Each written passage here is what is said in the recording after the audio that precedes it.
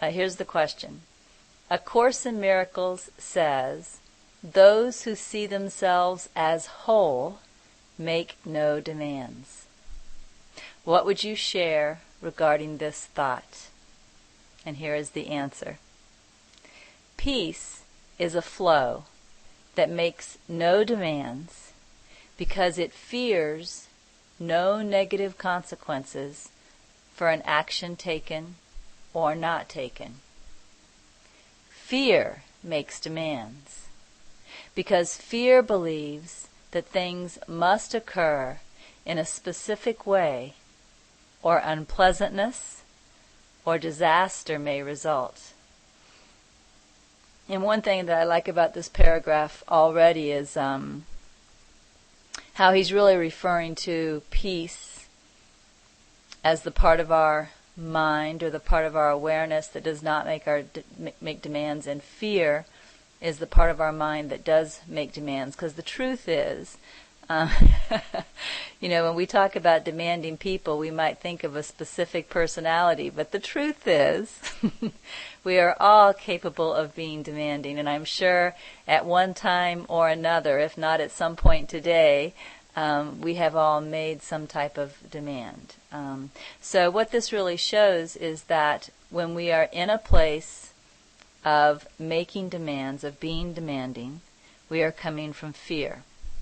And of course, when we are coming from peace, we are not feeling that same need to make demands. We're not feeling that same need to ask the situation to be something other than it is. Yeah, I'm going to continue with the next second paragraph. Peace comes from the knowledge of wholeness and love. Fear comes from the belief in lack and guilt. When you perceive demands, you perceive with fear. This is always the case. Hello, Jasmine. I forgot to tell you, Mom. Yes? We have beautification tomorrow. I know. So you have to pick me up at 3:45. I did not forget. Okay. Okay, come here, give me a kiss. Oops, look how demanding I am. No, no, come here. No, I refuse. No, come here, give me a kiss. Mwah. I love you. Love you too. Bye. Okay, bye. Okay, let's see. So I'm gonna read the second paragraph again and then go into the third. Peace comes from the knowledge of wholeness and love. Fear comes from the belief in lack and guilt. When you perceive demands, you perceive with fear. This is always the case. If you are the one that seems to be demanding, it is because you believe the situation must be controlled in order to bring you peace. And we all know this, but I'm going to go ahead and read it again because we also all forget. We're so alike.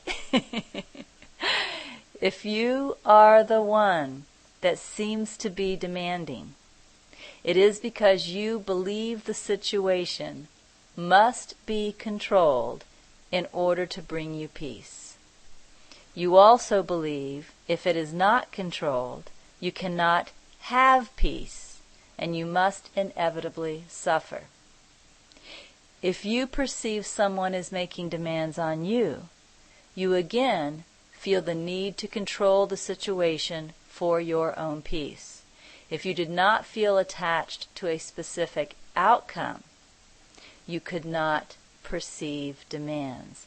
So again, he's first talking about when I am feeling demanding or the need to be demanding. I may be holding it in, holding it back, but I'm feeling the need to be demanding. And whenever I'm feeling the need to be demanding, again, I'm coming from fear. And even more than that, I'm temporarily insane because I'm temporarily believing I cannot be at peace unless the situation is controlled to a specific outcome. And that is just absolutely false, which is why I called it temporary insanity. Because the truth is I can always be at peace, and that is not dependent on anything except my choice. So that's temporary insanity. But also, if I'm perceiving someone as making demands on me, this is what I'm going to call a negative perception. This is looking at my brother and thinking he is doing something wrong. He is trying to control me. If this is the way that I am perceiving my brother, I am also coming from fear. And, this is another thing we want to pay attention to, because, of course, the temptation, and we all, I think, are familiar with this temptation as well. The temptation is to forget about my perception when someone else seems to be demanding. I may be more likely to look at my perception when I'm the one feeling demanding, and less likely to look at my perception when it seems like someone else is being demanding, because I see it as their problem, they're wrong, I'm right. And when I'm wearing that face of innocence, that face of righteousness, it's easy to forget to look at my own mind. But the truth is, I wouldn't perceive them as demanding if I was in my right mind. One way the Course words it is that I might perceive it as a call for love. I might perceive them as a brother who is in fear.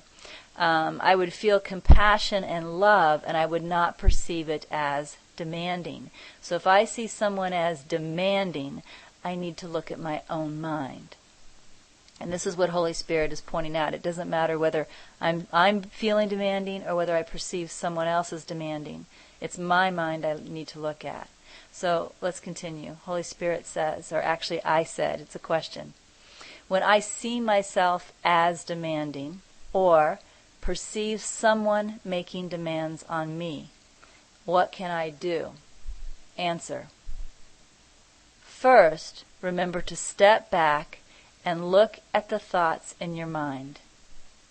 I notice this is true in both cases, whether I am seeing myself with the temptation to demand, to control, or whether I perceive someone else as making demands on me. First, remember to step back and look at the thoughts in your mind. Notice that you are attached to an outcome, and that you are afraid not to control the situation to that end. You may ask yourself what you are afraid of if you feel the desire to know, but that is not necessary. Acknowledging that you are acting based on fear is enough. And I'm going to stop there because there's something I love about this particular sentence. As we know, the ego is willing to be very involved with us on the spiritual path. The ego is willing to get very involved in the idea of healing the mind, and the idea of looking in the mind, and the idea of finding error. And there's an analytical analysis, continually looking and looking and looking to find the problem, which is really the ego. And analysis paralysis. I think that's Dory that is saying. And so really what Holy Spirit is doing is helping us with this, because he's saying you may not need to know that exact cause. You might not need to know exactly what is it here that's upsetting me. Just to know you're coming from fear can be enough. And the truth is, when we are really getting ready to let go of the ego, that is enough. If I see at any point in my mind that I'm coming from fear, or that I'm coming from unworthiness, or that I'm coming just from ego in general, just not wanting to come from ego is enough to get me to shift my mind and change my position immediately. I don't need to go into any kind of analysis paralysis. So that's what Holy Spirit is talking about here. So I'm going to start at the beginning of the paragraph and read straight through, but it's a great tip that he's giving us, that just knowing we're coming from fear is enough. We don't need to know the specific that is driving the fear. We can if we want to. It's okay, but it's not necessary. So Holy Spirit says, first, remember to step back and look at the thoughts in your mind. Notice that you are attached to an outcome, and that you are afraid not to control the situation to that end. You may ask yourself what you are afraid of if you feel the desire to know, but that is not necessary. Acknowledging that you are acting based on fear is enough, for all fear is based on the belief that you are lacking from love. It is a belief that there can be two sides. You are on one side and love is on the other. and love will not come to support or love you, so you will suffer. Fear is doubt that love could love you. That's an interesting definition, don't you think?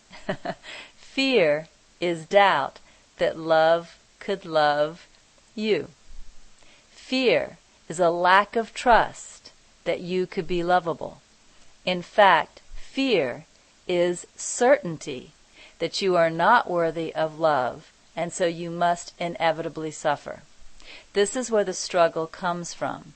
It is the fight to take care of yourself so you do not have to face the inevitable abandonment of love. Now again, we're talking about demands, and so look at what this is saying. This is saying the real reason that we want to demand for a specific outcome, if we are the one that's feeling demanding in the moment, is because we fear that we are not worthy of love, and therefore we will most certainly be abandoned by love, and so we must take care of ourselves. We have to make things happen in a specific way in order to be happy, and if we don't take control, most certainly will the situation work out so that we are not happy. Again, because we are not worthy of love. This is the root cause of the desire to be demanding. And again, if we're perceiving someone else as demanding, what we aren't realizing is that they are just simply coming from fear in that moment. In that moment, we've actually taken a defensive position, which means we're really feeling the same way. We just may not seem to be the most aggressive in the moment, but if we're perceiving someone else as making demands on us, that is because we have taken an opposite position. And we also feel it must work out our way. We do not want to give in to that person's demands, because to give in to their demands would actually be going against our own, which are not quite as conscious right now. So we're still trying to control. We're still perceiving the need to control. We're still perceiving the need for things to work out in a specific way, or else we can't be happy. And that's still driven by the fear that if we don't take control, most certainly the situation will work out in a way that we won't be happy, because we are not worthy of love. It's pretty, isn't it? Laura Blue, I see your hand up, so what would you like? Let's see, question. This does not mean we have to do nothing about anything, does it? I mean, this does not mean we should stop doing normal life activities, or does it?